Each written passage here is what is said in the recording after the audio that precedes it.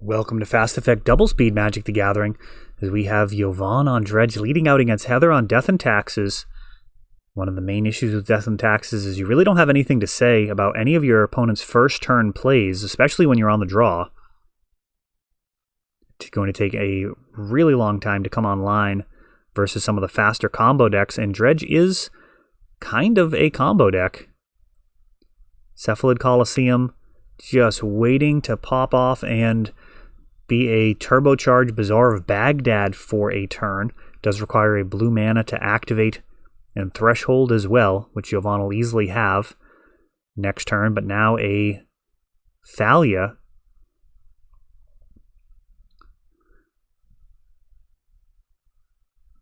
And, oh no, Jovan with no extra mana. Yikes, the Cephalid Coliseum. I mean, I don't know if the slow plan can get here. Wasteland takes out the Coliseum before it can do anything else, and Jovan at this point likely not going to cast any spells for the rest of the game. Now, most decks would need to scoop to that. However, Dredge can certainly win games without actually casting any spells. However, this Batterskull, believe it or not, poses the biggest problem. Not only in the fact that it's a 4/4 lifelink with Vigilance, but also it can be returned to get rid of those Bridge from Belows, preventing the real accumulation of capital on Jovan's side of the board. He's just going to be potentially putting out a Icarid on occasion, not going to achieve very much, as it'll just run into a Batterskull. And Mana Confluence.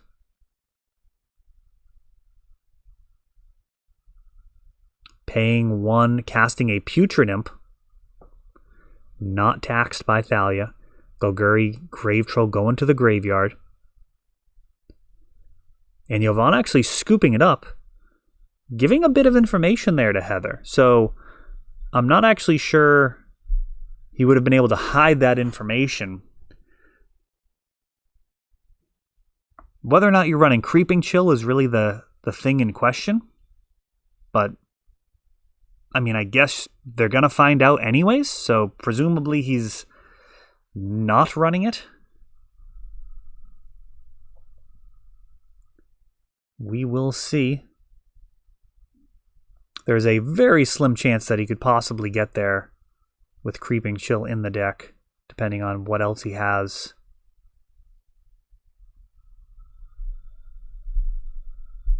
Yeah, I mean, I guess it's probably... I mean, it's close to 0. It's not actually 0, but it's pretty close. So, Jovan may be completely correct in scooping there. Death and Taxes could drag out game number 2 all the way to the time limit and not have enough time to win game 3. I think Dredge probably wants a good go. Maybe 5 turns in game number 3 would be sufficient. So you do want some more time on the clock. Of course, if you're going to lose game 2, there's no game 3 anyways, so we'll see what he's able to do. Faithless Looting and Bridge from Below going to the graveyard. Mother of Runes on Heather's side. Threatens to play some defense. And another Faithless Looting.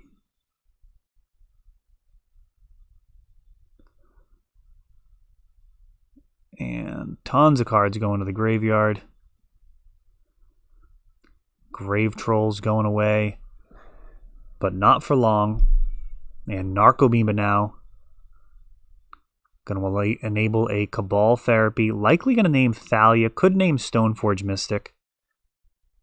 Both cards, huge problems for the deck. I think I'd probably go Thalia here. And that one does connect. And he gets to see the graveyard. Hate here is going to be Grafdigger's Cage.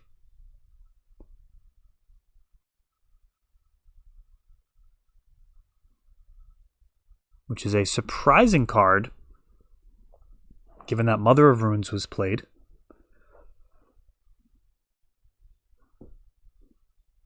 Another Mother of Runes and the Grafdigger's Cage committed to board. And these zombies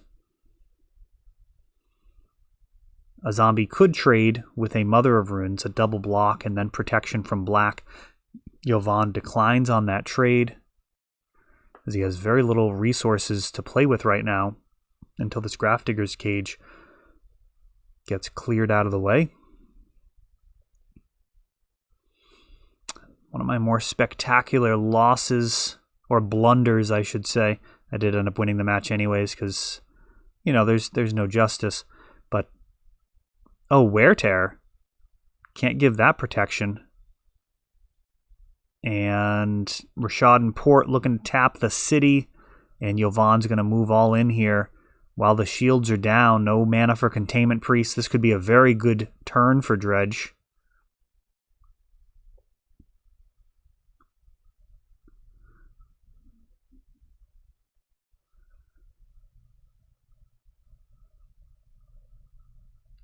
My opponent was on a Goblin list running Aether Vial, and they played a Grafdigger's Cage, which I completely thought was an Aether Vial as I started trying to combo off with Storm. Past in Flames was not the correct line. There were other options too. Could have just grabbed an Ad Nauseam, but ended up getting game 3 anyways. Probably caused the maximum amount of psychological damage to my opponent. So, I mean, if that's what we're measuring, I guess it was the right play.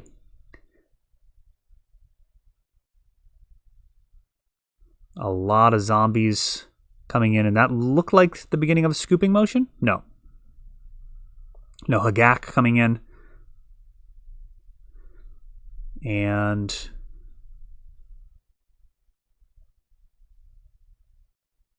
the hand continuing to be destroyed by Cabal Therapies, Batterskull going away, and just really doing a ton of work here, generating tons of zombies. Looks like Jovan may have actually run out of zombies.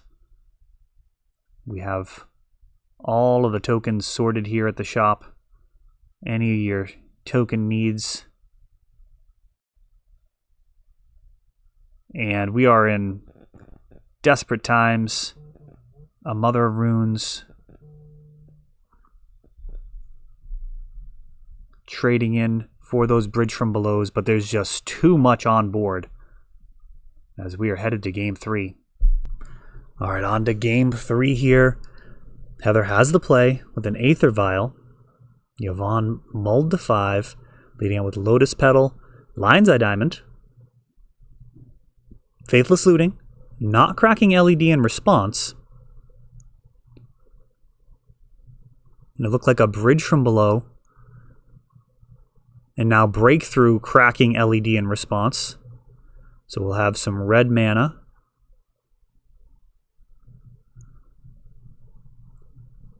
This is a heck of a first turn here. Couple of Narcomoebas, Golgari Grave Trolls. The biggest thing you can dredge in the deck. Dredge 6. Breakthrough. Incredibly powerful here. Does he have any Cabal Therapies or Dread Returns to go along with this? Looks like a Hagak is at the top of the top of the graveyard.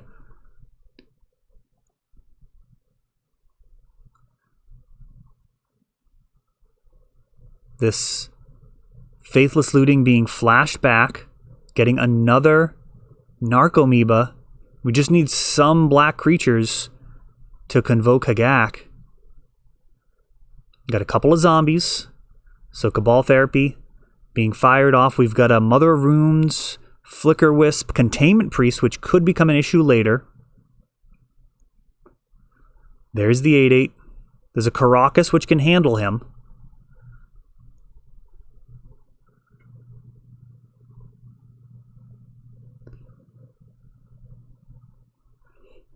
Now they're ticking up Aether Vial.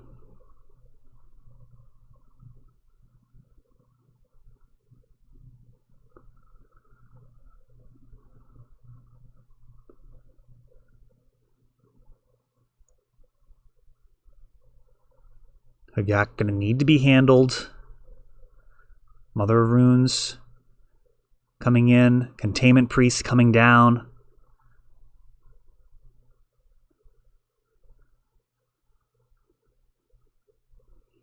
And Containment Priest not actually going to stop Hagak from being cast from hand.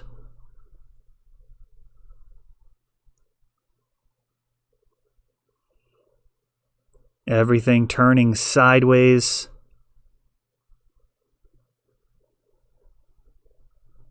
Trample makes the 8/8 just an absolute disaster here, down to just 8 life so quickly.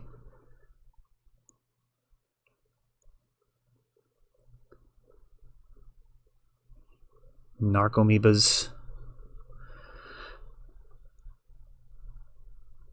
kind of forming a squad, kind of like a Delver. I mean, this is a bad spot. Another Aether Vial.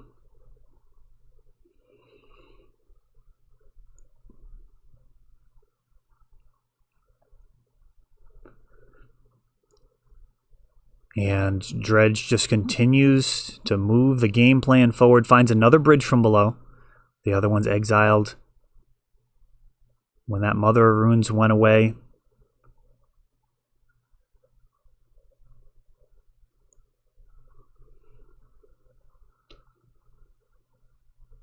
Hagak bounced back to hand. And sending with everything.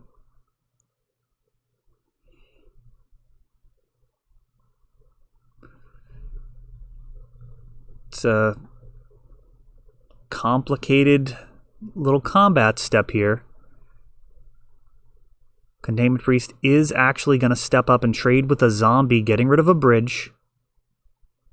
It just 4 life.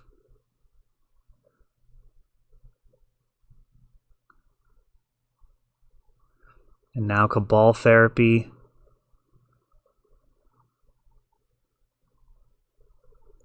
Being thrown out.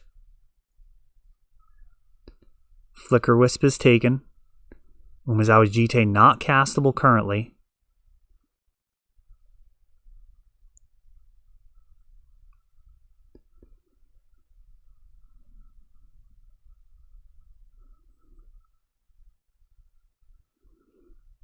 And Heather scooping it up. No hope for victory there. Fighting to the end, but scooping it up as Jovan takes it down in 3. That is all for this one, but don't worry, there is a lot more. You can check out our older videos, and we're always putting out new videos from ELD's Time Vault Games in Bellingham, Massachusetts. If you want to help the channel, of course, you can like, subscribe, share, tap that notification bell so you can know the next time our new videos come out. Thanks for watching.